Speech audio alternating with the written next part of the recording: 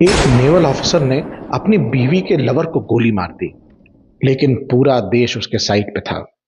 ये था इंडिया का सबसे sensational murder case, KM Nanavati versus state of Maharashtra.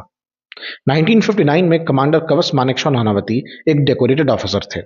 जब उनकी वाइफ सिल्विया ने कन्फेस किया कि उसका अफेयर चल रहा है प्रेम आहूजा नाम के एक बिजनेसमैन के साथ, नानावती शॉक्ड हो गए।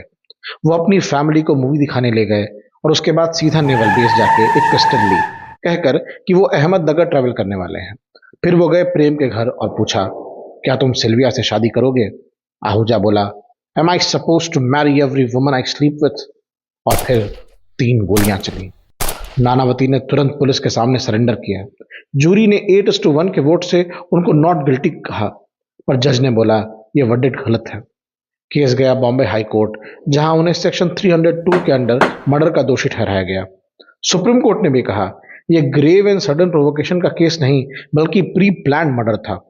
सेक्शन 300 आईपीसी में एक्सेप्शन 1 कहता है कि अगर कोई ग्रेव एंड सडन प्रोवोकेशन की वजह से सेल्फ कंट्रोल खो दे तो वो मर्डर नहीं बल्कि कल्पेबल होमिसाइड होगा।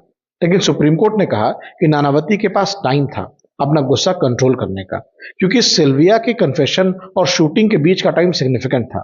इसलिए केस एक्सेप्शन 1 के अंदर नहीं आता। इसका मतलब यह केस प्री मेडिटेटेड मर्डर का था।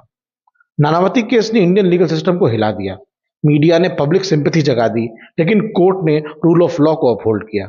इसी केस के बाद इंडिया ने जूरी ट्रायल्स ऑलमोस्ट खत्म कर दिए। एक इमोशनल स्टोरी थी, लेकिन जुडिशरी ने डिसाइड किया इमोशन से ऊपर कानून है।